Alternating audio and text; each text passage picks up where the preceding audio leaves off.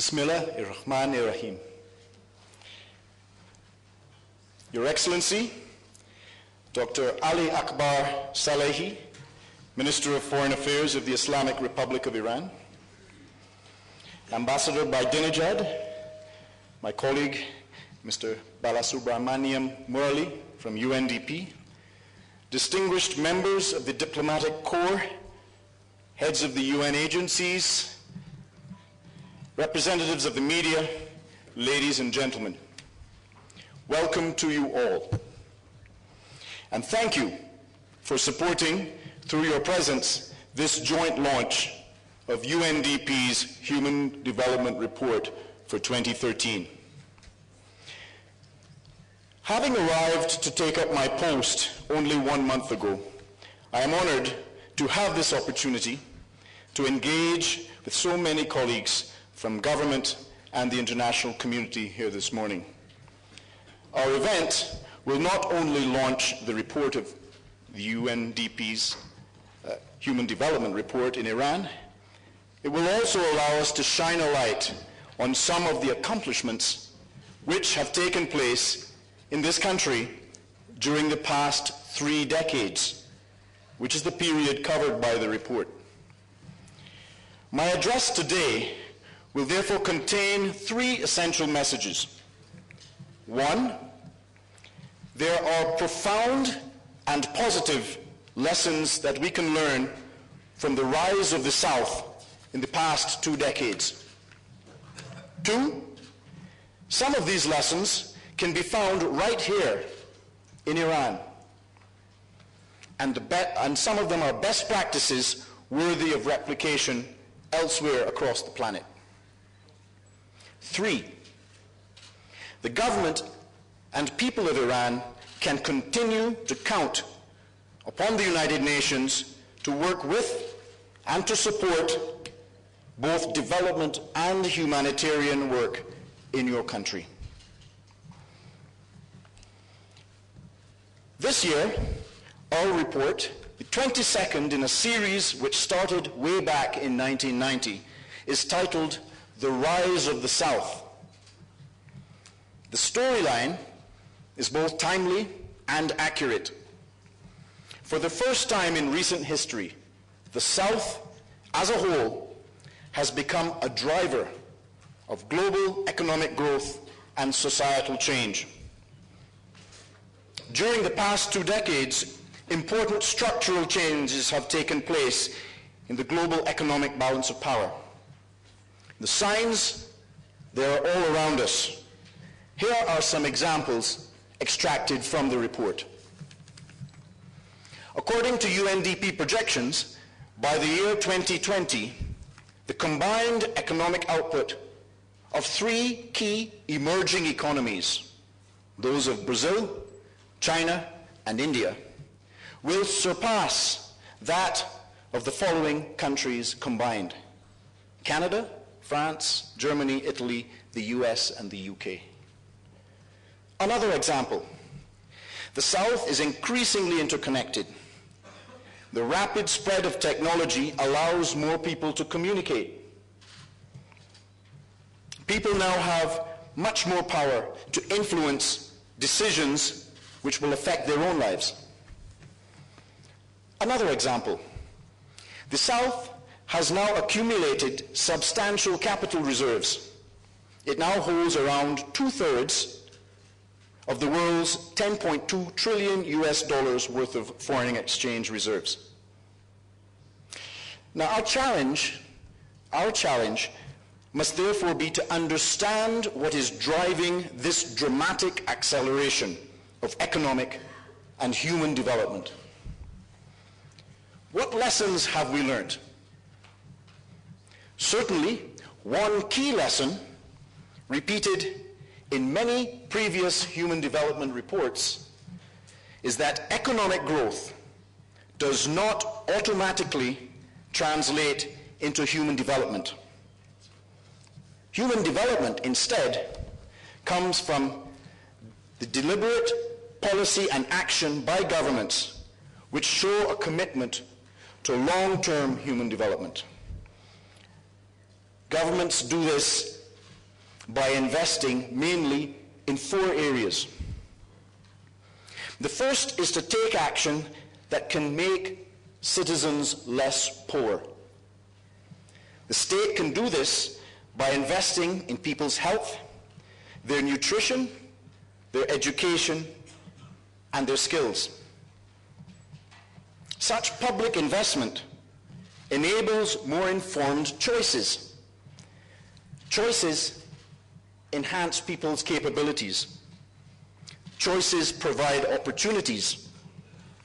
Opportunities for trade, for market access, for jobs, and for innovation. What is the result? People become less poor. Second, our report indicates that countries with less inequality do better in terms of human development. A powerful policy instrument to promote equity is education. The report shows that targeted investment in girls' education in particular have significant impacts on human development. This enables better health choices, for example, and reduces child mortality and improves child nutrition. So the lessons are quite simple. The lessons are these: keep girls in school, empower women, and keep children who are born alive. Third, we need to take care of our environment. We need to move faster on this, both at the global and the local level. Climate change in particular, with all of its faster feedback mechanisms, has the potential to halt and then reverse development, especially the gains made by the poorest in the South. Fourth and finally, governments need to promote equity and accountability. Young people who are educated and interconnected are now demanding a greater degree of accountability. Our report shows that participation and inclusion are essential for stability and social cohesion. Giving people a voice tends to make both the state and private actors more accountable. So in summary, and looking to the future, the report concludes that if global human development is to continue rising, we need to ensure that people have more choices, that there is more equity, more inclusion, and that the environment is not degraded.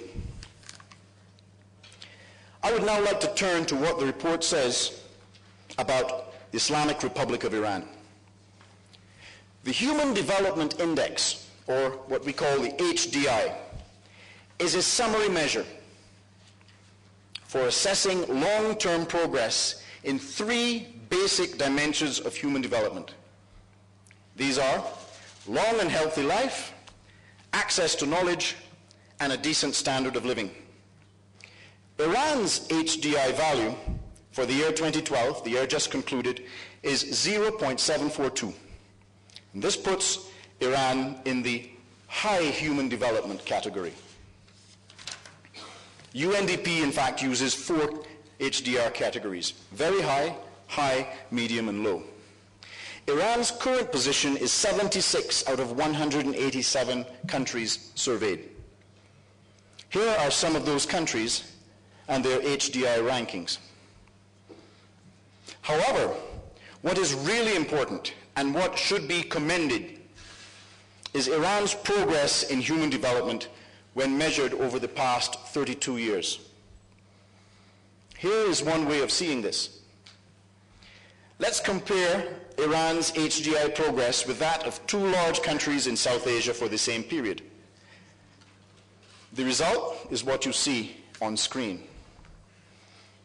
Now, according to UNDP calculations, between the years 1980 and 2012, Iran's HDI value increased by 67%. This translates to an average annual increase of about 1.6%. Let me put these numbers into context. During the same period, for other countries in the high human development group, that is the group containing Iran, the average annual gain was only about half of what Iran managed. Only about half. The figure is 0.73%. For all countries on the planet, the average gain was even less, only 0.69%. This means, this is the UNDP conclusion, that Iran's annual growth in its HDI was over double that of the global average. And this would seem to imply that from a human development standpoint, during the period 1980 to 2012, Iran's policy interventions were both significant and appropriate to produce improvements in human development. In fact, the report also says that Iran achieved the second highest reduction in HDI shortfall among developing countries during that 22-year period. Only one country was able to do better, in fact. That country is the Republic of Korea. Now, what do all of these numbers actually mean for the average citizen? How do they translate onto the ground? Please take a look at the following images. They tell the story of Iran's progress. As I mentioned, the first of three components of the HDI is a long and healthy life. UNDP measures this in terms of life expectancy at birth. During the period from 1980, Iran increased this measure from 51 years to 73 years. The second component is access to knowledge. We look at the expected years of schooling starting from 1980. As you can see, the graph shows an increase from 8.7 to 14.4 years. This is an impressive achievement. The third component is what we call a decent standard of living. Here again, the increase has been considerable. And having attained the status of a middle-income country, Iran is now playing its own part in the rise of the South. When I was reading the report, ladies and gentlemen, I was also struck by the following facts. In Iran, for every 100,000 live births, only 21 women die from pregnancy-related causes. The group average for other HDI countries, 47. 21, 47. In Iran, the adolescent fertility rate is 25 births per 1,000 live births. Group average, 50. In Iran, 25, group 50. This is not to say, of course, that there are no remaining development needs or challenges in the country. By no means. Unemployment combined with inflation are persistent challenges. And the report indeed also points to areas to be addressed in terms of gender equity. Nonetheless, on the whole, and again from a human development standpoint, the report sends a clear signal. For the period 1980 to 2012, Iran's policy interventions and its actions have produced significant improvements in its Human Development Index. But the report goes further and sends a broader signal at the global level. And that signal is this. As the world continues to become increasingly interconnected through trade, through migration, and communications, we need more coordinated action. We need greater cooperation, both within the South and between the South and the North. And this brings me, distinguished colleagues, Your Excellency, to my last point. In terms of building bridges and networks which can span borders, the United Nations can help to build an even closer partnership to enable Iran to draw the best out of what we as an organization can offer. For most of the period reviewed by our report, the UN's agencies, its funds and its programs have been right here, on the ground, working with and in Iran to support its people. Our world and our region currently face many human development and humanitarian challenges. Among these, I believe the most critical are natural disasters, poverty, population and displacement, public health problems, resource scarcity, drug trafficking and abuse, and indeed, the challenge of climate change.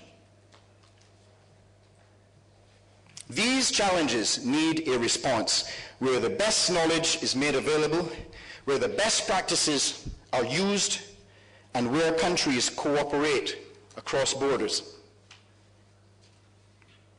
The UN in Iran, guided by the Millennium Development Goals, can promote such cooperation.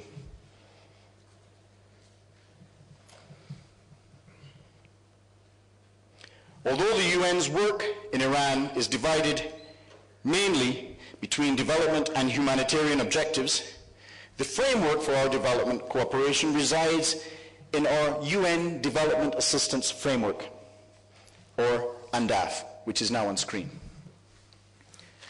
Since joining the UN team in Iran in the past month, I have come to learn from colleagues in New York, our headquarters, that the Iran UNDAF has been recognized indeed as a model in terms of its development and its ownership by the government. It was developed through an intense process of consultations led by the government and with participation from various parts of the government and civil society. Our UNDAF provides strategic vision for our work. It is based on principles which include national ownership and using approaches which are culturally sensitive. The government and the UN have agreed jointly to tackle the challenges that you see on screen. They are poverty reduction, health, environment, disaster risk reduction, and drug control. So I conclude by saying that on behalf of the Secretary General of the United Nations, I commit the UN to pursuing these goals to the best of our ability. In time, I would like to see that the UN comes to play indeed an even more constructive role in helping to promote the goals of the UN Charter, as contained in its preamble. So, colleagues, the UN is here to help. Thank you, and Khoda Hafiz.